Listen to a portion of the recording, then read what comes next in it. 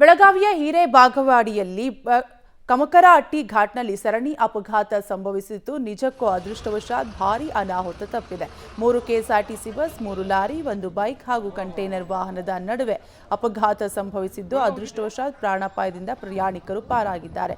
ರಾಷ್ಟ್ರೀಯ ಹೆದ್ದಾರಿ 4 ಬೆಂಗಳೂರು ಪುಣೆ ಹೆದ್ದಾರಿಯಲ್ಲಿ ನಡೆದ ಈ ಘಟನೆ ಮೊದಲು ನಿಯಂತ್ರಣ ತಪ್ಪಿ ಕಂಟೈನರ್ ವಾಹನ ಪಲ್ಟಿಯಾಗಿದೆ. ಕಂಟೈನರ್ ವಾಹನಕ್ಕೆ ಡಿಕ್ಕಿಯಾಗುತ್ತೆ ಅಂತ ಬಸ್ ನಿಲ್ಲಿಸಿದ್ದಾರೆ ಚಾಲಕ. ತದನಂತರ ಬಸ್ ಹಿಂಬದಿಯಿಂದ ಲಾರಿ ಡಿಕ್ಕಿಯಾಗಿದ್ದು ಅಪಘಾತ ತಗ್ಗಿಸಲು ಹೋಗಿ ಬೈಕ್ಗೆ ರಾಜಹಂಸ ಬಸ್ ಗುದ್ದಿದೆ.